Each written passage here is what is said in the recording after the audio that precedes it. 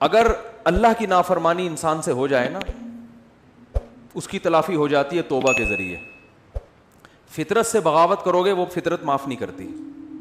فطرت نام اللہ ہی کا ہے, یعنی اللہ ہی نے فطرت بنائی ہے, لیکن اللہ نے فطرت کو ایسا بنایا ہے کہ اس کی بغاوت کرو گے میں معاف کروں گا, فطرت معاف. بولتے کیوں نہیں بھائی؟ بہت خاندانی بات کر رہا ہوں, اللہ کرے کھوپڑی میں اتر جائے, اللہ کرے مجھے سمجھ میں آ جائے. سب سے پہلے تو مثال کے طور پر اللہ نے آپ کو حکم دیا یہ نہیں کرو, کوئی بھی حکم دے دیا, رشوت نہیں لو. آپ نے اللہ سے بغاوت کی, رشوت لے لی, کسی مفتی عالم کے پاس جاؤ گے, بھائی مجھ سے گناہ ہو گیا میں کیا کروں, وہ اس کی تلافی کا طریقہ بتائے گا. یار جس سے لیے اس کو واپس کر دو, وہ نہیں مل رہا تو اس کی طرف سے صدقہ کر لو, خود غریب ہو تو خود رکھ لو, پھر توبہ کر لو آئندہ نہیں لوں گا. اللہ کی طرف سے گارنٹی ہے جو تم سے غلطی ہوئی تھی اللہ کیا کر دے گا, معاف. بشرطے کہ یہ نہ ہو کہ یہ نیت نہ ہو کہ چلو وہ والی تو لے لی تھی بہت اچھا ہو گیا, ٹھیک ہے نا بھائی, ندامت بھی ہو کہ میں نے غلط کیا, بد نظری ہو گئی, کچھ بھی ہو گیا, قتل بھی ہو گیا, اس کی بھی تلافی ہے اسلام میں. جان جان کر یہ سوچ کے قتل کرنا کہ میں توبہ کر لوں گا, یہ تو ٹھیک نہیں ہے. ایک مثال ہے, کسی سے ہو گیا بھی, توبہ کا دروازہ کھلا ہے, اس کا بھی حل ہے. لیکن فطرت سے جب بغاوت کرتا ہے نا انسان, یہ دینداروں کی بات کر رہا ہوں, ایک بڑا معاشرے میں فالٹ آ گیا ہے, وہ فطرت سے بغاوت پہ اتر آتے ہیں. فطرت اور نیچر سے جب لڑو گے نا تو اللہ نے نیچر کو ایسا بنایا ہے کہ نیچر معاف. بولتے کیوں نہیں بھائی؟ نہیں کرتی, وہ نہیں معاف کرتی. مثال کے طور پر آپ نے حرام کھا لیا. کیا کھا لیا آپ نے؟ چوری, کسی کے مرغی رکھی ہوئی تھی یا مرغی گھوم رہی تھی, چوری کر کے بسم اللہ اللہ اوپر پڑھ کے ذبح کیا, آپ نے کھا لی. حرام کھا لیا نا آپ نے. مرغی کھانا کیا ہے؟ حرام ہے نا. چوری کی مرغی ویسے تو حلال ہے, حرام کھا لیا, اس کی تلافی ہو جائے گی, ٹھیک ہے نا. اللہ نہ کرے خنزیر کھا لیا کسی نے, اس کی تلافی ہو جائے گی, بھئی توبہ استغفار کرو, اب کھا لیا تو آئندہ نہ کھاؤ, گڑ گڑاؤ, جتنا بڑا گناہ ہوگا اتنا زیادہ گڑ گڑاؤ. لیکن آپ نے زہر پی لیا. یہ جو زہر آپ نے پیا ہے نا, اور پیا بھی جان کے نہیں ہے, آپ سمجھے کہ اس بوتل میں زمزم رکھا ہوا ہے, حالانکہ کیا رکھا ہوا تھا؟ زہر. پہلا گناہ جان کر کیا, توبہ سے تلافی ہوگی. دوسرا گناہ بھی نہیں ہے, کیا بھی بھولے سے, غلطی سے, لیکن وہ زہر ہے, اس کی تلافی نہیں ہوگی, کیونکہ اللہ کی نافرمانی نہیں ہے. یہ کس کی بغاوت ہو رہی ہے؟ فطرت کی. فطرت تو یہ بھی نہیں دیکھتی کہ تو جان کے غلط کر رہا ہے یا غلطی سے غلط کر رہا ہے. اب جب زہر آنتوں میں اترے گا, جتنی مرضی توبہ کر لو, اے اللہ آئندہ میں جب بھی بوتل کا ڈھکن کھولوں گا 100 دفعہ سونگوں گا, پہلے کسی کو ٹیسٹ کراؤں گا, اس کے بعد میں پیوں گا, اس دفعہ معاف کر دے, میری آنتیں نہ گلیں, اس دفعہ معاف کر دے, آئندہ نہیں کروں گا. لاکھوں میں کروڑوں میں کوئی ایک معجزہ ہو جائے تو ایک الگ بات ہے, لیکن اللہ کا قانون یہ ہے کہ بھائی معاف تو میں نے کر دیا, تو نے بے احتیاطی کی, لیکن جو زہر ہے نا وہ معاف نہیں کرے گا, وہ تیری آنتوں کو گلائے گا اور تو مرے گا. نہیں آ رہی میرا خیال ہے بات سمجھ میں؟ بہت مشکل ہے. دیندار آدمی پتہ ہے کیا کرتا ہے؟ جو فطرت نے اصول, قدرت اللہ نے اصول, فطرت بھی اللہ نے بنا, زہر میں اللہ نے خاصیت رکھی نا کہ آنتوں کو گلائے گا. آگ میں جلانے کی خاصیت کس نے رکھی ہے؟ اللہ نے. آپ کا پاؤں پھسل گیا, لوگ کہہ رہے ہیں یار یہاں احتیاط سے جاؤ, نیچے آگ جل رہی ہے, پاؤں پھسل سکتا ہے. آپ نے کہا ابے میں بڑا فنٹر ہوں, کچھ نہیں ہوتا ہے یار, میں گیا اور پھسل کے آگ میں گر گئے. یہ گناہ کیا نا آپ نے کہ احتیاط. اب آگ میں جیسے ہی گرے آپ نے اللہ سے معافی مانگی, اللہ مجھے معاف کر دے, میں نے بے احتیاطی کی. بے احتیاطی بھی ایک جرم ہے. اللہ فوراً کیا کر دے گا؟ معاف, کہ بھائی میرا بندہ توبہ کر رہا ہے, معاف. اللہ مجھے معاف کر کے آگ سے نکال لے اب, کیونکہ میں غلطی سے گرا ہوں, تو معاف. اللہ کیا کہے گا؟ ونس اپون اے ٹائم, ایک دفعہ ایسا ہوا تھا, ابراہیم آگ میں گئے تھے, میں نے بچا لیا تھا. بس یہ ابراہیم کے ساتھ ایسا ہوا, اور ہو سکتا ہے 2-4 اور ایسے واقعات ہو گئے ہوں. قانون یہ ہے کہ آپ کا گناہ تو میں نے معاف کر دیا, مگر جس غلطی کی وجہ سے آپ آگ میں سلپ ہوئے ہو, آگ کو میں نے پرمیشن نہیں دی کہ وہ تجھے معاف کر دے. اس کا کام ہے جلانا, وہ جلا کے چھوڑے گی. بات آ رہی ہے سمجھ میں؟ آج ہمارے ہاں بہت سے مسلمان اللہ کی تو نافرمانی کر ہی رہے ہیں, لیکن ساتھ ساتھ فطرت سے بھی لڑ رہے ہیں. دیکھو انگریز کوشش کرتا ہے نیچر سے نہ لڑے, کیا مطلب؟ کامیابی کے جو دنیاوی اسباب ہے نا وہ اختیار کرتا ہے وہ. تبھی کامیابی جو دنیا کے لحاظ سے جس کو وہ کامیابی سمجھتے ہیں وہ کامیاب ہوتے چلے جا رہے ہیں, کیونکہ اللہ کا قانون ہے کہ بھئی کوئی کافر بھی اگر اسباب اختیار کرے گا نا, جس چیز کا جو سبب میں نے رکھا ہے. دیکھو اس کی ایک مثال دیتا ہوں. آپ بے احتیاطی کر رہے ہو, آپ بھی آگ میں گر گئے اور کافر بھی گر گیا بے احتیاطی سے, تو آگ یہ نہیں دیکھے گی کہ یہ چونکہ کلمہ پڑھنے والا ہے اس کو بچا لو, وہ کافر ہے اس کو کیا کر دو, جلا لو. یہ آگ یہ نہیں دیکھے گی. اسی طرح آپ مسلمان تھے, آپ نے بے احتیاطی کی اور کافر نے اس راستے کو اختیار نہیں کیا, تو اب آگ یہ نہیں دیکھے گی کہ وہ کافر ہے تو احتیاط کر رہا ہے پھر بھی جلاؤ اس کو. نہ نہ نہ نہ, بلکہ آگ اس کو اس تک نہیں پہنچے گی, آگ وہ بچ جائے گا. دنیا کی آگ کی بات کر رہا ہوں. تو دنیا میں اللہ تعالیٰ نے کامیابی اور ناکامی کو کس کے ساتھ جوڑ دیا ہے؟ اسباب کے ساتھ. جو جس چیز کا سبب ہے نا وہاں تک پہنچنے کے لیے وہ سبب آپ کو اختیار کرنا پڑے گا. اس سبب کو اختیار کیے بغیر وظیفے, دعائیں اور آشیرواد لے لینا کسی سے, جا کے سر پہ ہاتھ پھیر دیں گے حضرت جی تو میری شادی ہو جائے گی, نہیں ہوگی شادی آپ کی. کیونکہ سب سے بڑا مسئلہ آج کل یہی بنا ہوا ہے نا, تو اس لیے مثال ذہن میں آ جاتی ہے. آج ایک صاحب آئے میرے پاس ملنے کے لیے, مفتی صاحب میں 40 سال کا ہو گیا, میری شادی نہیں ہو رہی. میں نے کہا کیوں نہیں ہو رہی؟ کہہ رہے ہیں یار میں پتہ نہیں میرا مائنڈ ہی اس کے لیے تیار نہیں ہوتا, تو میرے لیے دعا کر دیں کہ میری شادی ہو جائے. میں نے کہا تو کر ہی نہیں رہی, کر ہی نہیں رہا, تو میں یہ دعا کر دیتا ہوں آپ کا مائنڈ بن جائے. تو میں نے کہا بنانے کی کوشش کرو گے تو بنے گا نا. تو بہت بڑا مسئلہ ہمارے ساتھ یہ ہے کہ صحت کے معاملے میں بھی, پڑھائی کے معاملے میں بھی, اور بزنس کے معاملات میں بھی, دین کے معاملات میں بھی. دین میں بھی تو یہ ہے نا کہ جنت کے اسباب اختیار کرو گے تو کہاں جاؤ گے؟ جنت میں. تو اس میں بھی جنت کے اسباب بھی اختیار کرنے کے لیے تیار بولو نہیں ہے. جنت کے اسباب ہے گناہ چھوڑو, گناہ نہیں چھوڑتے, اور پتہ نہیں ایران توران کیا کچھ کر لیں گے, وظیفے پڑھ لیں گے, 5 لاکھ دفعہ آیت الکریمہ پڑھ لی, فلاں نے پڑھ لی, یہ کر لیا, وہ کر لیا, اور فلاں کو کھانا کھلا دیا. بھائی جنت میں جانے کا سب سے پہلا سبب کیا ہے؟ کہ جس چیز کو اللہ نے حرام کہہ دیا اس سے آپ کو بچنا ہے. گناہ چھوڑنا ضروری ہے. اپنے عقیدے کو توحید کے بغیر جنت میں نہیں جا سکتے. کتنے اچھے بن جاؤ, شرک پر اگر ہے. دیکھو جیسے دنیا کا کے اسباب ہوتے ہیں نا, کہ جب تک محنت نہیں کرو گے, صحت کی کوشش نہیں کرو گے تو صحت بنتی نہیں ہے. یہ تھوڑی کہ اٹرم پٹرم جو مرضی کھاتے رہو اور آپ پھر بھی صحت مند, ایسا نہیں ہوتا. یہ جو لوگ کہتے ہیں نا فلاں سب کچھ کھا جاتا ہے پھر بھی ٹھیک ہے, ایسا نہیں ہے. ایک وقت اس کو بھی بریک لگانی پڑتی ہے, اس کو روکنا پڑتا ہے اپنے آپ کو. اور جو پھر بھی کچھ نہیں ہو رہا ہے اس کا مطلب ایک ہی دفعہ میں ہونے والا ہے, اس کو ایک ہی دفعہ میں پھٹ جائے گا بیٹھا بیٹھا. کیونکہ جو کچھ ہوتا رہے نا تو انسان پھر بھی تھوڑا سا احتیاط سے چلتا ہے. اس کا مطلب ایک ہی دفعہ میں اس کا کچھ ہونے والا ہے, ٹائٹ طریقے سے دھماکے کے ساتھ پھٹے گا. گرنیڈ ایک ہی دفعہ پھٹتا ہے اور کلاشن کوف سے گولیاں مسلسل چلتی رہتی ہیں, ٹھیک ہے نا. گرنیڈ کیا ہوتا ہے؟ ایک ہی دفعہ پھٹتا ہے بس, وہ دوبارہ چلنے کے قابل نہیں رہتا.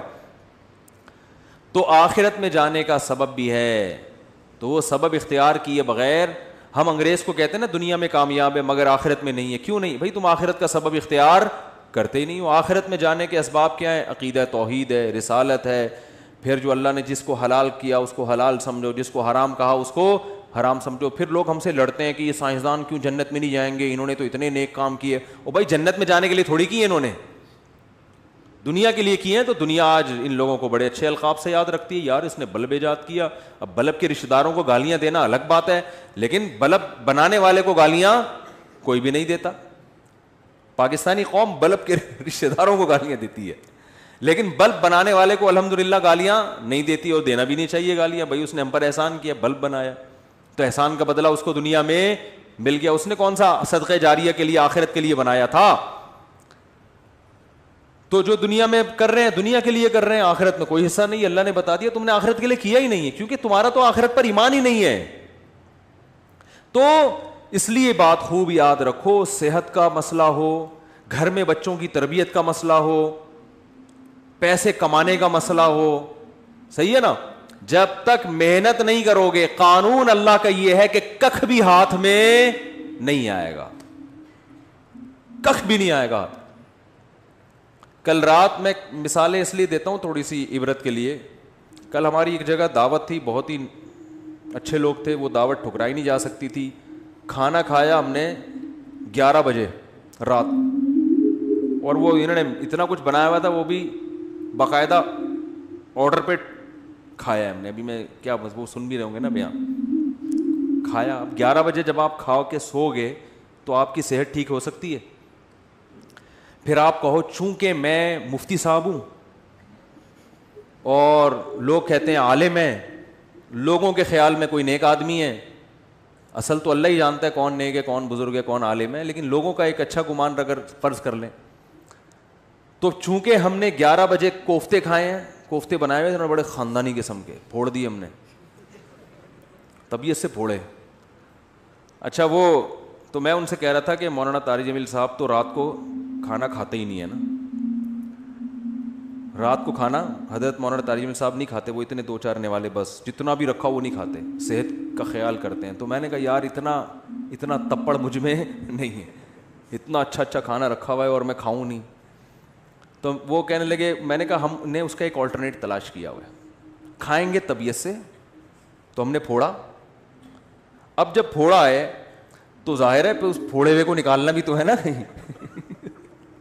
تو اس کا حل پھر ہم, میرے ساتھ ایک ہمارے دوست تھے, وہ کافی وزنی ہیں. میں نے کہا بیٹا اب میں تو نہیں سو سکتا ایسے, میں تو نہیں سو سکتا, یہ تو خودکشی ہے. تو میں نے کہا جب تک یہ جتنی کیلوریز جمع ہوئی ہیں نا یہ برن نہیں ہوں گی نا میں نہیں سوؤں گا. انہوں نے کہا کیسے برن کرنا؟ میں نے کہا پیدل نکلو. تو ہم پھر نکل لیے پیدل, ٹھیک ٹھاک واک کی. پھر ہمارے ایک دوست کا جم ہے یہاں چلا گیا, پھر وہ جو مشین ہوتی ہے نا بھاگنے والی اس پہ بھاگا. میں نے دیکھا, میں نے اس سے پوچھا یار آدھا کلو کڑھائی میں کتنی کیلوریز, میں نے آدھا کلو کڑھائی نہیں کھائی لیکن اس سے ویسے ہی پوچھا ہے کتنی کیلوریز ہوتی ہیں. اس نے کہا کہ پتہ نہیں 100 ہوتی ہیں. تو میں نے کہا جب تک 100 یہاں وہ مشین میں لکھا ہوا تھا نا, اتنا اس پہ میں چلا ہوں اور تیز واک کی ہے کہ جب وہ آئے نا کہ 100 کیلوریز آپ کی برن ہو گئی ہیں پھر ہم مشین سے اترے. ہم نے کہا اب ہمارے لیے سونا کیا ہو گیا ہے؟ بولو نا بھائی, حلال. یہ اتنے نیک ہم بھی نہیں ہیں کہ اتنا صحت کا خیال رکھیں. ونس اپون اے ٹائم ایک واقعہ اچھا آ گیا, ہم نے کہا پارسل کر دو. یہ کرنا پڑے گا آپ کے باپ کو بھی, ورنہ توند نکلے گی, ورنہ عجیب سے ہو جاؤ گے. زندگی ایسی بہاریں اور خوشیاں کیا ہو جائیں گی, ختم. وہ کڑھائیاں جو آپ کوفتے جو کھا رہے ہو نا, آہستہ آہستہ جا کے مختلف جگہوں پہ سے نکلنا شروع ہوں گے. کبھی کوفتہ یہاں سے نکلے گا, ڈاکٹر کہیں گے ان کی رسولی نکل آئی. وہ رسولی نہیں ہے, وہ جو کوفتے آپ نے کھائے ہیں نا ان میں صرف ایک کوفتہ نکلا ہے ابھی تو باقی کیا ہے, باقی ہیں. تو مختلف, ابھی تو تھوڑے دنوں میں آپ خود کوفتہ بن جاؤ گے. اور پھر کیا کرتے, صحت ٹھیک نہیں ہے, گھٹنوں میں درد, یورک ایسڈ بڑھا ہوا ہے, یہ ہوا ہوا ہے.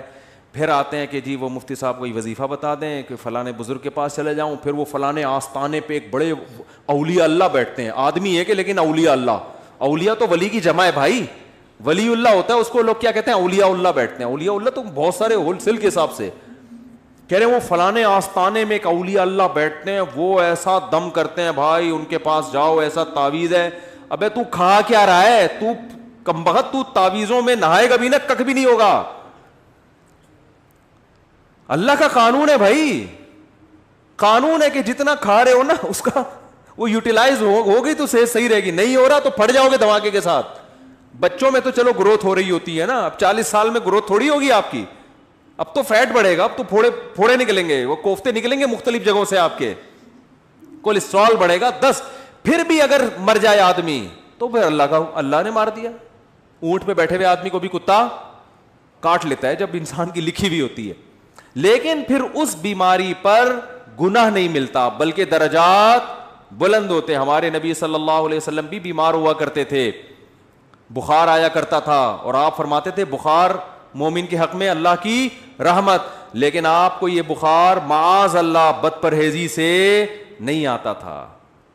سمجھ میں آ رہی ہے بات؟ ایک بیماری اللہ کی طرف سے ہوتی ہے, وہ آپ کی کوتاہیوں کی وجہ سے نہیں ہوتی. وہ بیماری اللہ کی رحمت ہے, اس میں گناہ معاف ہوتے ہیں. آج جو میجورٹی بیمار ہو رہی ہے وہ اللہ کی خوشی سے نہیں ہو رہی, وہ اپنی حرکتوں سے ہو رہی ہے, اور اس میں امیدیں لگا کے بیٹھے میں بہت ثواب ملے گا, میرے گردے فیل ہو گئے ہیں, مجھے بہت زیادہ کیا ملے گا, ثواب ملے گا, میرے گردے فیل ہو گئے. میں نے ایک صاحب کو کہا, میں نے کہا اپنا بی پی چیک کرا لیا کرو, آپ کے مجھے دماغ کی سیٹنگ کیا لگ رہی ہے, آؤٹ لگ رہی ہے. کبھی کبھار نا میں نے کہا چیک کرا لیا کرو, کیونکہ مجھے نہیں لگ رہا کہ آپ کا بی پی نارمل ہے. کہ ابے چیک ویک کرانے سے کچھ نہیں ہوتا, مجھے خود بتا رہے تھے ابے بی پی چیک کرانے سے, جب یہ تو انہی کو ہوتا ہے جو چیک کراتے ہیں, الٹا ہوتا ہی انہی کو ہے جو بار بار کیا کرتے ہیں. میں نے کہا کتنے بلڈ پریشر کے مریض ہیں ہمارے معاشرے میں, یا تو نہ ہوتا نا یہ, پھر خام خواہ میں وہمی بن کے بلا وجہ جا رہے ہو.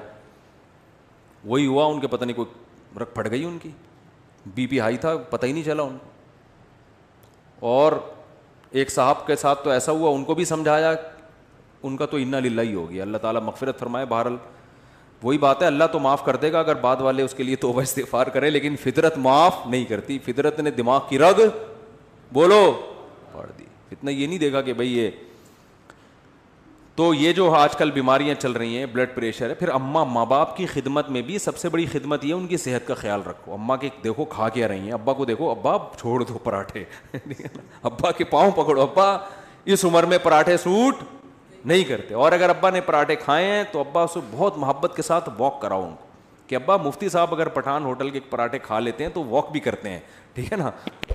آپ نے مفتی صاحب کے بیان سنے کہ انہوں نے ہوٹل کے پراٹھے کھائے ہیں, تو ابا پھر وہ دیکھو, پھر بھی اللہ کی طرف سے سب کچھ ہو سکتا ہے. بڑے بڑے صحت مند ہم نے دیکھے ہیں دھڑام سے نیچے گئے, تو وہ اللہ کی طرف سے ہے نا, وہ تو اللہ سے تو تھوڑی کوئی لڑ سکتا ہے. لیکن قانون یہی ہے, اور قانون کو فالو کرو گے تو 99% غالب یہی ہے کہ اللہ کی مدد آئے گی. حکیم محمد سعید صاحب جو ہے نا, قانون کو فالو کرتے تھے, نیک آدمی تھے, کبھی تکبیر اولا فوت نہیں ہوتی تھی ان کی.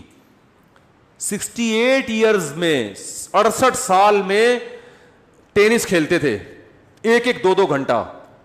آج کوئی کھیل سکتا ہے؟ 40 سال کا آدمی کمر پکڑ کے بیٹھ جائے گا, اس لیے کہ صحت کے اصولوں پر عمل. بھائی اتنے بجے کھانا ہے, یہ نہیں کھانا. ایک حد تک تو سب کچھ چل جاتا ہے, اٹرم پٹرم برگر شرگر انڈے والا وہ والا بھی پھوڑ دیا, وہ اس کے بعد فطرت انتقام لینا شروع کرتی ہے. تو ہم کہتے ہیں نہیں جی, اصل میں تو یہ انہی کو ہوتا ہے جو زیادہ احتیاط کرتے ہیں. آج ایک آدمی کہنے لگا کورونا انہی کو ہو رہا ہے جن کو جو زیادہ احتیاط کر رہے ہیں. میں نے کہا کتنے لوگوں پہ تحقیق کیا آپ نے؟ 2-4 ایسے ہوں گے جنہوں نے احتیاط کی پھر بھی ہو گیا, زیادہ تر وہی ہیں جو احتیاط نہیں کرتے ان کو ہو جاتا ہے. تو تحقیق جب کی جاتی ہے نا تو 2-4 آدمیوں کو دیکھ کے نہیں کی جاتی ہے, پوری رپورٹ آپ کے پاس ہو اس کے بعد تحقیق کا پتہ چلتا ہے. تو میرے بھائی, مسلمان کے ساتھ بہت بڑا مسئلہ یہ ہے کہ وہ کامیابی کے اسباب اختیار نہیں کرتا. صرف ایک صحت کی مثال میں اس لیے دیتا ہوں کہ صحت کا ایشو تو ہر ایک کے ساتھ ہے نا بھائی. ہر آدمی تاجر تھوڑی ہے, بزنس مین تھوڑی ہے. کچھ ملازمت کرتے ہیں, کچھ تاجر میں ہیں, کچھ پڑھائی پڑھ رہے ہیں, کچھ کوئی اور کام کر رہے ہیں. لیکن صحت تو ایک ایسی چیز ہے جس سے ہر ایک کو محبت ہوتی ہے نا. تو اسی صحت کے معاملے میں اپنے حالات دیکھ لو, اسی صحت کے معاملے میں اپنے حالات دیکھ لو کہ جس کو اپنی صحت کی فکر نہیں ہے وہ باقی کام کیا ٹھیک کرے گا. آپ کہہ سکتے ہو ہمیں صحت کی فکر اس لیے نہیں ہے کہ ہمیں کوئی صحت بنانے کا زیادہ شوق ہی نہیں ہے. یہ 100% غلط ہے. اگر یہ بات درست ہوتی تو آپ بیمار ہو کے اتنا پریشان نہ ہوتے. پھر آپ کو شوگر ہو جاتی, آپ خوش ہوتے یار ہمیں کون سا صحت کیا ہو گئی, کوئی مسئلہ نہیں. ابے ایسی ٹینشن میں آتے ہیں یار یہ کیا ہو گیا, کڈنی فیل ہو گیا, تو آپ کہتے ہیں کوئی مسئلہ نہیں, کڈنی ہے نا, فیل ہو گیا تو کیا ہوا, دوسرا لگوا لیں گے, ادھار لے لیں گے 70 بھائی سے کچھ دنوں کے لیے. لیکن آپ کتنی ٹینشن میں آتے ہو, اس کا مطلب آپ صحت پہ کمپرومائز کرنے کے لیے تیار نہیں تھے. آپ سستی, کاہلی اور معذرت کے ساتھ, بہت ہی معذرت کے ساتھ, پوستی پن کی وجہ سے ایسا ہو رہا ہے آپ کے ساتھ. پوستی پن سمجھتے ہیں؟ پوستی نہیں پتا, اتنا مشہور گالی ہے یار, کہتے ہیں پوستیوں کی طرح پڑا رہتا ہے, کہتے نہیں ہے.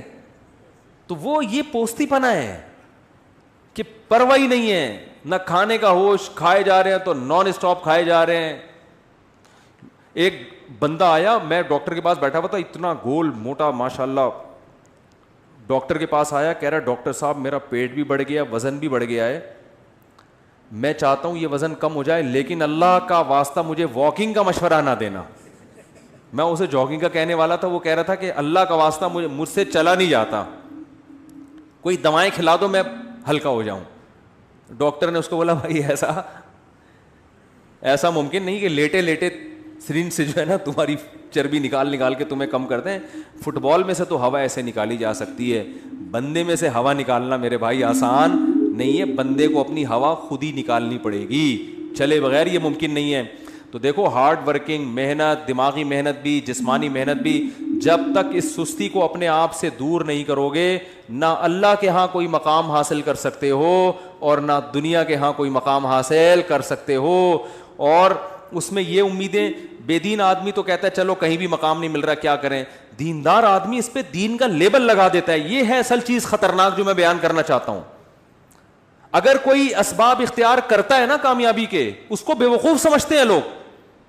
علماء کے ساتھ دیکھ لو نا, علماء کے ساتھ گارڈ ہوتے ہیں, زیادہ تر علماء کے ساتھ جو مشہور ہیں نہیں ہوتے, ہوتے ہیں بولو نا. اور یاد رکھو یہ ذمہ داری جو خود عالم ہوتا ہے نا وہ اس سے بے پرواہ ہوتا ہے, وہ تو شہادت کی تمنا میں ہوتے ہیں. یہ ان کے ماتحتوں کا, مریدوں کا کام ہوتا ہے ان کو اس کی طرف توجہ دلانا کہ حضرت آپ کو ایسے چھوڑیں گے نہیں, گارڈ کے بغیر نہیں چھوڑیں گے ہم آپ کو. لیکن مسجدوں میں الٹا ہو رہا ہے, مرید الٹا کر رہے ہوتے ہیں. اگر ان کے پیر صاحب گارڈ اپنے خرچے میں بھی رکھ لینا تو مریدوں کو اعتراض ہو رہا تھا, یار پیر صاحب کو اللہ پہ توکل, بولو بھائی پیر صاحب کو تو اللہ پہ توکل ہی نہیں ہے. مفتی نظام الدین شہید ہو گئے, وہ تو گارڈ کی موجودگی میں شہید ہوئے. اس کا مطلب ہے کہ گارڈ ان کے ساتھ تھے مگر جتنی سیکیورٹی ہونی چاہیے تھی اتنی. دیکھو باطل لوگوں میں قتل بہت کم ہوتے ہیں لوگ اہل باطل کے یہاں, اس لیے کہ وہ اللہ پہ توکل تو ہے ہی نہیں نا ان کے یہاں تو سب کچھ اسباب. آپ کو پتا ہے یہ جو ڈونلڈ ٹرمپ کی سیکیورٹی, کبھی یوٹیوب پہ سرچ کریں آپ حیران ہو جائیں گے. یہ سیکیورٹی اگر کوئی مسلمان سربراہ رکھ لے تو لوگ اس کو کیا تانا دیں گے, اللہ پہ توکل نہیں ہے. حالانکہ یہ تانا یہاں بنتا ہے ہی نہیں. ہمارے شیخ نے گارڈ رکھے حضرت مفتی رشید احمد صاحب نے, تو لوگوں نے کہا ایک طرف اتنے اللہ والے, اللہ کی محبت میں ہر وقت آنسو نکلتے رہتے ہیں, روتے رہتے ہیں اور اپنی حفاظت کے لیے. حضرت کے تو گارڈ ایسے خاندانی گارڈ تھے, وہ تو کسی کو معاف کر, وہ تو حضرت کے تو یعنی وہ تو گارڈ کا اس سے بھی تعلق ہے نا کہ آپ کو خطرہ کتنا ہے. تو حضرت کو تو بہت زیادہ خطرہ تھا. تو حضرت ہی کے بہت سے مریدین نے کہنا شروع کیا ان کا تو اللہ پہ توکل نہیں ہے, اتنے بڑے بزرگ بنے. ہر ایک کی تلاشی ہوتی تھی, جو بھی آتا تھا نا چاہے کوئی بزرگ آئے نیک آئے, گارڈ سب کو اچھی طرح کنگال کے اندر بھیجتے اب آپ جا سکتے. تو بہت سے لوگ بگڑ بھی جاتے تھے, کہ ہم بم لے کر آ رہے ہیں. بعض کہتے تھے کیا ہم شکل سے چور لگ رہے ہیں, کیا ہم بم رکھنے آئے ہیں یہاں پہ. تو حضرت کی طرف سے ہدایت تھی, کسی کو معاف کرنے کی اجازت نہیں ہے, سب کی تلاشی. تو بہت سے دینداروں نے اعتراض کیے ان کو پہ توکل نہیں ہے. اللہ کی قدرت, ایک حملہ ہو گیا مدرسے پر. یہ بات ہے 94-95 کی.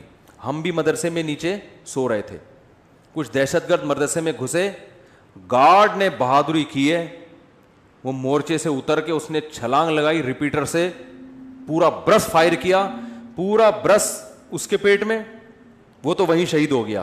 لیکن اس کی بہادری سے فائدہ یہ ہوا کہ وہ جتنے دہشت گرد تھے وہ مدرسے کے اندر داخل نہیں ہو سکے. ورنہ آج میں یہاں ممبر پہ بیٹھ کے بیان نہیں کر رہا ہوتا, کیونکہ ان کا تو ہدف تھا گولیاں ہمارے اوپر سے گئی, ہم لیٹے ہوئے تھے, ہمارے اوپر سے گولیاں جا رہی تھیں, مسجد میں سو رہے تھے. تو جو دہشت گردوں نے کاروائی کی نا, ان کی گولیاں ہمارے اوپر سے گئی ہیں. تو جب ہم اٹھے ہیں تو وہ بھاگ چکے تھے, کیونکہ اس نے گارڈ نے ایسی بہادری دکھائی کہ وہ جان پہ کھیل گیا, خود تو شہید ہو گیا اور لیکن اس نے ان سب کو بھگا دیا. تو اس کے بعد وہ جو باتیں کرتے تھے نا الٹی, انہوں نے کہا یار اچھا ہوا انہوں نے گارڈ رکھے ہوئے تھے, ورنہ تو آج تو سارے ہی گئے تھے. تو حضرت کو اتنا غصہ آیا, حضرت نے فرمایا غنیمت ہے, سمجھ میں آ گیا, ایک بندے کو شہید کروا کے بات سمجھ میں آ گئی, لیکن شکر ہے. تو حضرت فرماتے تھے یہ کون سی عقل مندی ہے کہ ایک بندہ کو شہید کروانے کے بعد بات سمجھ میں آئے. عقل مندی تو یہ ہے کہ کام سے پہلے بات سمجھ میں آ جائے. پھر حضرت نے فرمایا, حضرت مولانا یوسف دھیانوی شہید رحمۃ اللہ علیہ, اتنے بڑے بزرگ, اتنے بڑے عالم, ان کی محنتیں ہوتی ہیں, پوری جوانی علم حاصل کیا ہوتا ہے, اتنی یہ ایسی شخصیتیں غیروں کے پاس ہوتی نا تو آپ دیکھو وہ کتنی قدر کرتے ہیں ان کی. گورا اپنے سائنسدانوں کی کتنی قدر کرتا ہے, گورے کو پتا ہو کہ یہ ہمارا قیمتی سرمایہ ہے. اچھا مجھے ایک بات بتاؤ, آرمی کا کوئی بہت بڑا آفیسر ایسے ہی سول ڈریس میں ایسے ہی گھوم رہا ہو اور کوئی گارڈ وارڈ نہ ہو, آرمی چھوڑے گی اس کو؟ آرمی بولے گی بھائی تم پہ خرچہ ہوا ہے, تم اگر شہید ہو گئے نا تم تو جنت میں جاؤ گے, ہماری ایسی کی تیسی ہو جائے گی, ہم نے ٹریننگ کی ہے, لاکھوں روپے خرچ کیے. ایک آرمی کے آفیسر آئے تھے ملنے کے لیے, وہ پتہ نہیں ایس ایس ڈی کمانڈو تھے کیا تھے. تو ہمارے دوست نے مجھے بھی انوائٹ کر لیا, اس نے ان کی دعوت کی تھی, مجھے بھی انوائٹ کیا. تو وہ پائے وائے پکے تھے وہ نہیں کھا رہے تھے, کوئی پائے تھے یا کیا کوئی ایسی خوراک تھی جو فل آف کولیسٹرول ہوتی ہے, تو وہ نہیں کھا رہے تھے. تو ہمارے دوست نے ان سے پوچھا آپ کی, انہوں نے کہا یار ہماری ٹریننگ پہ, صحت پہ اتنے لاکھوں روپے خرچ ہوئے ہیں, میں پائے کھا کے حکومت کا وہ پیسہ ضائع نہیں کرنا چاہتا. میں کھانے پینے میں احتیاط, یا تو پہلے کھانا کھا چکے تھے, ڈبل کھانا تھا, کیا تھا, مجھے تو واقعے کا اصل مغز یاد رہ جاتا ہے, پوری تفصیل یاد نہیں رہتی. تو میں نے کہا بندہ خاندانی ہے. بندہ کیا ہے؟ حکومت کے پیسے سب نہیں ہے خاندانی, ہر طرح کے لوگ ہوتے ہیں, فوج میں بھی, ہر جگہ تو کھا بھی رہے ہوتے ہیں کہ آ جاؤ, حکومت کا پیسہ ہے نا, پھر تو ڈبل کھانا ہے. ٹھیک ہے نا. اچھے بھی ہوتے ہیں, ہر طرح, ہر طبقے میں اچھے برے سب طرح کے لوگ ہوتے ہیں. تو وہ بڑے خاندانی تھے, بریگیڈیئر کے رینک کے آدمی تھے. انہوں نے کہا میں نہیں کھاؤں گا, اتنا خرچہ, تھی بڑی ٹائٹ خاندانی قسم کی فٹنس. تو یہ انسان کے عقل مند ہونے کی علامت ہوتی ہے, کوئی سیکیورٹی کا انتظام نہیں. تو یہ ہمارے دینداروں میں ایک بہت بڑا فالٹ ہے, وہ اس کو توکل سمجھتے ہیں, حالانکہ یہ توکل نہیں ہے.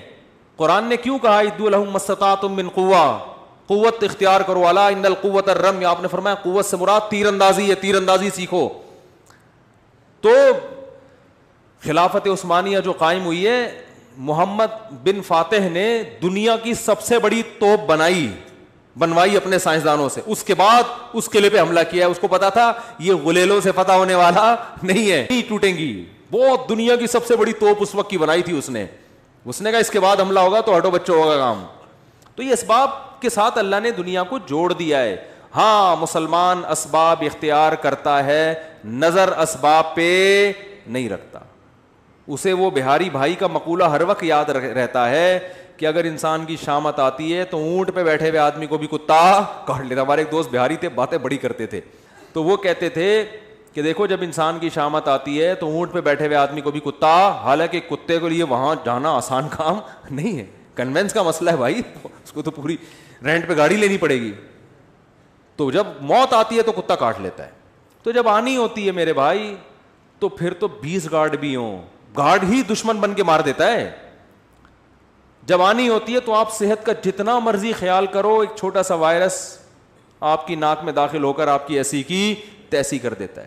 ایک کینسر کے اسپیشلسٹ تھے, انہوں نے بتایا کہ بعض دفعہ ایک ایسے آدمی کو کینسر ہوتا ہے جس کے کینسر ہونے کا دور دور کا امکان نہیں ہوتا. میڈیکل سائنس حیران ہوتی ہے اس آدمی کو کینسر ہو کیسے گیا. تو اللہ سے تو نہیں لڑ سکتے, لیکن عام طور پہ ایسا ہوتا نہیں ہے. عام طور پر قانون یہی ہے کہ جو حفاظت کرے گا اس کی حفاظت ہوگی, جو صحت کا خیال کرے گا اس کی صحت ٹھیک رہے گی, جو پیسہ کمانے کے لیے محنت کرے گا اللہ اس کو پیسہ دے گا, جو پڑھائی پہ محنت کرے گا آگے نکلے گا. ایسے ایسے پاکستانی یا یو ایس اے یو کے میں جنہوں نے, یہاں بلوچ ایک لڑکا بھی, اس کی معلومات مجھے ہوئی, میں انشاءاللہ پوری ڈیٹیل لے کے آپ کو اس کے بارے میں انشاءاللہ بتاؤں گا, کہ بلوچستان میں پیدا ہوا, اردو بھی نہیں آتی تھی. اس نے ایک عزم بنایا کہ یار میں نے یہاں تک پہنچنا ہے, اور آج امریکہ میں بیٹھا ہوا ہے. وہ امریکن گورنمنٹ اس کو بڑا پروٹوکول دے رہی ہے, اتنی ترقی کی اس نے. تو بیٹھے بیٹھے مکھنچوؤں کی طرح یہ والا وظیفہ پڑھ لو, وہ والا وظیفہ پڑھ لو, فلاں کی سر پہ ہاتھ رکھوا لو, استخارہ نکالو. استخارہ سب سے آخری حل مسلمان کے پاس کیا ہے؟ استخارہ نکالو. اگر استخارے میں یہ نکلا ہے تو اس کا مطلب تم اب A1 گریڈ سے پاس ہو جاؤ. استخارے میں یہ نکل آیا, گئے کام سے. خواب میں نیلا آ گیا, یہ ہو گیا, پیلا آ گیا, یہ ہو گیا, گلابی آ گیا, یہ ہو گیا. خوابوں کی دنیا سے ٹھیک ہے, خواب بھی نبوت کا ایک حصہ ہے, تو پہلے اپنی ذمہ داری پوری کر لو, پھر اچھا خواب آ جائے تو چلو اللہ کی طرف سے بھی تسلی مل رہی ہے. وہ ایک خاتون کا واقعہ میں سناتا ہوں نا, مجھے کہنے لگی میرے بھائی کا انتقال ہو گیا, مجھے خواب آیا کہ وہ اچھی حالت میں ہے. میں نے کہا چلے اللہ سے امید کی جا سکتی ہے. کہنے لگی بہت نیک تھا, اتنا نیک مفتی صاحب کیا بتاؤں. اچھا, میں نے کہا ماشاء اللہ. میں نے کہا نماز پڑھتے ہیں؟ نہیں نماز تو کبھی نہیں پڑھی بیچارے نے. میں نے کہا پھر تو واقعی بہت نیک تھا. اور میں نے کہا یہ خواب پہ پھر بھروسہ نہ کریں, یہ اپنا تخیل بھی ہو سکتا ہے. بعض دفعہ آپ کے ذہن میں ایک شخص نیک ہوتا ہے تو وہ خوابوں میں اچھا ہی آ رہا ہوتا ہے. جس کو جس سے نفرت ہوتی ہے نا, خواب میں وہ چڑیل کی شکل میں آتا ہے. حقیقت ہے, کبھی ساس کو بہو خواب میں اچھی کنڈیشن میں نظر نہیں آئی ہوگی, اور کسی بہو کو آج تک ساس خواب میں سفید کپڑوں میں نظر نہیں آئی ہوگی. آپ تجزیہ کر کے دیکھ لیں, کوئی ایسی مارکیٹ میں بہو نہیں ملے گی جو کہے مجھے میری خواب میں میری ساس آئی اور سفید لباس میں خوشبو کے عطر میں ڈوبی ہوئی. کبھی ہوتا ہے؟ خواب ساس ہمیشہ نندے, ساس جٹھانیاں. میں جب پہلے فون سنا کرتا تھا ایسے فون بہت آتے تھے. خاتون نے کہا میری جٹھانی مجھے سانپ کی شکل میں نظر آئی ہے, اس خواب کی تعبیر بتا دیں. اب بیچاری جن لوگوں کو گھریلو ماحول نہیں پتہ ہوتا نا، جن علماء کو وہ تعبیریں بتاتے ہیں کہ تمہاری جٹھانی سے بچ کے رہو، مجھے پتہ ہوتا ہے اس کی جٹھانی بیچاری بے قصور ہے، اس کا قصور صرف یہ ہے کہ وہ اس کی جٹھانی ہے اس جٹھانی ہونے کی جو سزا ہے اس کو مل رہی ہے. تو میں نے کہا محترمہ، جٹھانیاں خواب میں سانپوں کی شکل میں ہی آیا کرتی ہیں، ساسیں بھی، جٹھانیاں بھی، نندے بھی، یہ رشتے ہی ایسے ہیں، یہ سانپ بچھو کی طرح کیا کرتے ہیں، ڈستے ہیں. تو اس کو خواب کو اگنور کر دیں، آپ کی جٹھانی انشاءاللہ آپ کو کچھ بھی نہیں کرے گی، بے فکر رہیں آپ. وہ کہتی نہیں اس کی تعبیر، میں کہ تعبیر ہے ہی نہیں تو کہاں سے بتا دوں میں اس کی، بلا وجہ تعبیر، بلا وجہ. تو مسلمانوں کو خوابوں کی دنیا سے میرے بھائی، استخاروں کی دنیا سے نکلنا پڑے گا. استخارہ جو سنت ہے وہ یہ نہیں ہے جو آپ کر رہے ہیں، وہ یہ ہے کہ کام پورا، ذمہ داری پوری کی، اسباب مکمل اختیار کیے، پھر اللہ کی مدد کو شامل کرنے کے لیے استخارہ کر لیا، اللہ جو بہتر ہے مقدر کر دے، کیونکہ ہوتا اللہ سے ہی ہے. ہمارا یہی ایمان ہے بھائی، ہماری محنتوں میں جان ڈالنے والا کون ہے؟ اللہ ہے. اور بچانے پر آئے گا تو آگ میں بھی بچا سکتا ہے، جیسے ابراہیم علیہ السلام کو بچایا اس نے. لیکن اس بیس پر ہم آگ میں چھلانگ لگانے کی ہمت نہیں کر سکتے کہ اللہ نے ابراہیم علیہ السلام کو بچا لیا تھا تو ہم بھی بچا لے گا. یا اس بیس پر ہم بے احتیاطی کریں. اب دیکھو خواتین بے احتیاطی کرتی ہیں، جو گھروں میں مچھروں کے لیے وہ رکھتی ہیں نا، کوائل جلاتی ہیں. میں نے خود ایک گھر میں آگ لگتے ہوئے دیکھی ہے. گھر کا سربراہ منع کرتا تھا کہ یہ کوائل جو ہے نا دور رکھا کرو آگ. اس نے مجھے خود بتایا واقعہ، کہہ رہے میں اپنے گھر والوں کو منع کرتا تھا کہ بھائی یہ کوائل دور رکھا کرو، اس سے آگ لگ سکتی ہے، سردیوں کا مہینہ ہے، رضائی وہ کہہ رہے گھر والے ماں وہ بھائی اتنی دور رکھی ہوئی ہے، لحاف وہاں تک نہیں پہنچ سکتا، اس طرح کے. حالانکہ سوتے میں کچھ بھی ہو سکتا ہے، لحاف کھسک کے وہاں تک جا سکتا ہے. رسک کتنا بڑا ہے، اگر چلا گیا تو کیا ہوگا؟ نہیں جی، گھر میں آگ لگ گئی. اس سوتے ہوئے میں بچے نے کہیں لحاف اٹھا کے پھینکا ہوگا، اس کو گرمی لگ رہی ہوگی، کیا ہوگا؟ روئی میں ذرا سی آگ لگی ہے، ہوتے ہوتے ہوتے پورا کمرہ آگ سے بھر گیا. خیر بچ گئے وہ، الحمدللہ مرے نہیں، بھاگ گئے. لیکن یہ نبی صلی اللہ علیہ وسلم نے کیا فرمایا کہ رات کو چراغ گل کر کے سو، چراغ بجھا کے سو. فَإِنَّ الْفُوَيْسِقَةَ تَضْرِمُ النَّارَ عَلَىٰ أَهْلِهَا. کس قدر احتیاط ہے، صحیح حدیث ہے. یہ نہیں فرمایا کہ بھئی وہ چراغ کی وہ بتی جل رہی ہوگی تو تمہارا لحاف کھسک کے وہاں تک جا سکتا ہے، نہ. فرمایا اس بات کا امکان ہے کوئی چوہا نکلے رات کو اور وہ چراغ کو کیا کر دے، گرا دے، اور اس سے آئل پھیل جائے گا نا، اس میں آگ پھیل جائے گی. چوہے کا امکان کتنے فیصد ہوتا ہے گھر میں؟ 1% بھی امکان نہیں ہوتا، 0.001% ہوتا ہے. لیکن آپ صلی اللہ علیہ وسلم نے آگ سے بچنے کے لیے حکم دیا کہ رات کو آگ جلنے نہ دو، کیونکہ آپ سو رہے ہو غفلت میں ہو، کچھ بھی ہو سکتا ہے بتائے بغیر. ارے بھائی کون آئے گا، گھر میں تالا ہے، کون بندہ آ کے آگ لگائے گا؟ فرمایا چوہا تو آ سکتا ہے نا، کسی کھڑکی سے کہیں سے بھی چوہا آیا وہ بجھا دے گا، وہ گرا دے گا آگ کو. کتنے لوگ جنریٹر اسٹارٹ کرتے ہوئے مر چکے ہیں، دیکھا نہیں آپ نے؟ کتنے لوگ گیس کی وجہ سے مر چکے ہیں. کوئٹہ میں کیا ہوتا ہے، چاروں طرف سے کمرہ بند کیا، اب تو دوسرے چولہے آ گئے ہیں، تو وہ گیس کھلی رہ گئی اور صبح سب کا انا للہ، سارے مرے پڑے ہیں. بھائی آپ کو پتا ہے جب گیس کی لوڈ شیڈنگ ہو سکتی ہے تو عین ممکن ہے رات کو لوڈ شیڈنگ ہو اور چولہے میں گیس آنا بند ہو جائے اور چولہا بند ہو جائے. پھر جیسے ہی گیس آئے گی تو وہ خالی گیس نکلنا شروع ہوگی کہ نہیں ہوگی؟ لیکن یہ تسلی کر کے بیٹھے ہوئے ہیں کہ چونکہ ایک ہفتے سے رات کو گیس گئی نہیں ہے لہذا آج بھی گیس، اور تسلی سے سو جاتے ہیں. تو وہ تو ممکن ہے، پھر تو موت کا امکان ہے. تو نہ زندگی موت سے بچنے کی احتیاطوں پر عمل ہو رہا ہے، نہ صحت کی احتیاطوں پر عمل ہو رہا ہے، نہ پڑھائی میں کوئی دلچسپی لی جا رہی ہے کامیابی کے لیے. مخنچو ترین یعنی جو شخص ہوگا نا وہ دینداری کا لیبل لگا کے گھوم رہا ہوگا. تو صحابہ تو بڑے زبردست تھے بھائی، بڑے زیرک، بہت ہوشیار، بہت ذہین، بہت فتین، چالاکیوں کو سمجھا کرتے تھے اور یہ جانتے تھے کہاں غصہ کرنا ہے، کہاں نرمی سے پیش آنا ہے، کس سے تمیز سے بات کرنی ہے، کس سے ایٹیٹیوڈ تھوڑا سا کیا کرنا ہے، بولو بھائی چینج کرنا، کون منافقت کر رہا ہے اور کون ایسا ہے جس کو فی الحال جو ہے نا اس کی دشمنی کو تھوڑا ملتوی کرنا ہے، ابھی اسے لڑنا نہیں ہے ابھی اس سے. تو بہت ذہانت کے ساتھ، بہت ہوشیاری کے ساتھ صحابہ نے زندگی گزاری ہے. تبھی رسول اللہ صلی اللہ علیہ وسلم نے فرمایا لا یلدغ المؤمن من جوہر مرتین, مومن ایک سوراخ سے دوسری دفعہ ڈسا نہیں جاتا. ایک دفعہ آپ کو کسی نے الو بنا دیا, قیامت تک وہ شخص دوبارہ آپ کو الو نہیں بنا سکتا. لیکن مسلمان کی حالت کیا ہے؟ جس نے ایک دفعہ الو بنایا آپ اس کو سرٹیفکیٹ پکڑا دیتے ہو, آئندہ جب بھی میری آپ سے ملاقات ہوگی آپ نے مجھے الو بنانا ہے. دیکھو سیاستدانوں میں انہی کو بار بار ووٹ دیتے ہیں جو آپ کا دیوالیہ نکال چکے ہیں, لیکن کہتے ہیں یار ایک اور دفعہ ٹرائی کرنے میں, بولو بھائی کیا حرج ہے؟ ہوتا ہے کہ نہیں ہوتا؟ بار بار جو الو بنا رہے ہیں, جس سوراخ سے بار بار ڈسے جا رہے ہیں اسی سوراخ میں دوبارہ گھسیں گے. کتنے علماء شہید ہو گئے نا, گارڈ نہ ہونے کی وجہ سے یا سیکیورٹی کا مضبوط نظام نہ ہونے کی وجہ سے. لیکن شہادت کی خبر آتی ہے, اوہو افسوس ہوا, بہت افسوس ہوا, ایک بہت بڑے عالم, ایک چراغ بجھ گیا, تو چلو یار اگلوں کی احتیاط کر لو. نہیں جی, موت تو ایک دن آنی ہے, لکھی ہوئی ہے, اپنے ٹائم پہ آنی ہے, آ گئی چلے گئے دنیا سے. اللہ تعالیٰ مرحوم کی مغفرت فرمائے اور ہم سب کی حفاظت فرمائے. بس اس کے بعد اگلے دن خبر آ جاتی ہے کراچی میں تو کیا ہوا ہے. تو بھائی اب کچھ تو کرو نا. کچھ لوگ ہیں جن کو خیال ہوتا ہے, لیکن میجورٹی کیا ہے؟ بالکل مجذوب. مجذوبیت کی جو انتہا ہے نا, دیوانگی کی انتہا, وہاں تک پہنچے ہوئے ہم. تو بچوں کی نگرانی نہیں ہو رہی. بچے کہاں بیٹھ رہا ہے, آپ کا بیٹا کہاں جا رہا ہے, اسکول میں کیا کر رہا ہے, کون اس کا کلاس فیلو ہے. ایسا تو نہیں بچوں میں بچے کا کوئی کلاس فیلو اس کو موبائل میں فحش فلمیں دکھا رہا ہو, کوئی ہوش نہیں ہے. آپ اسکول میں پوچھو اپنے ٹیچروں سے جا کے, اسکول کے پرنسپل سے جا کے, بھائی موبائل الاؤ ہے؟ اگر الاؤ ہے تو اس کی کیا نگرانی ہوتی ہے؟ کوئی پوچھنے والا نہیں ہے. جب بچہ بگڑتا ہے ماں باپ پریشان ہوتے ہیں, یار ہم تو اتنی دعائیں کر رہے ہیں, راتوں میں اٹھ کے چیخ چیخ کے رو رہے ہیں, اللہ میرے بچے کو نیک بنا دے, بن نہیں رہا, دعائیں تو قبول ہوتی نہیں ہیں. بھائی آپ نے کبھی صبح ناشتے میں یہ کیا کہ آج میں نے رو رو کے دعائیں کری, اللہ میرا کھانا کھائے بغیر ویسے ہی پیٹ بھر دے, پیٹ تو بھر ہی نہیں رہا, دعائیں تو قبول ہی نہیں ہو رہی. اللہ کہے گا کس نے منع کیا ہے؟ بھائی روٹی آٹا ڈال, گوند کھا, کس نے پابندی لگائی ہے؟ تیرا پیٹ میں بھروں گا. تو بھائی بچے کی تربیت کا انتظام تو کر لو, پھر دعائیں بھی قبول ہوں گی, دعاؤں کی برکت سے اور پروازوں پر جائے گا انشاءاللہ. کچھ تھوڑی بہت کوتاہی رہ گئی ہوگی, اللہ اس کی تلافی کر دے گا.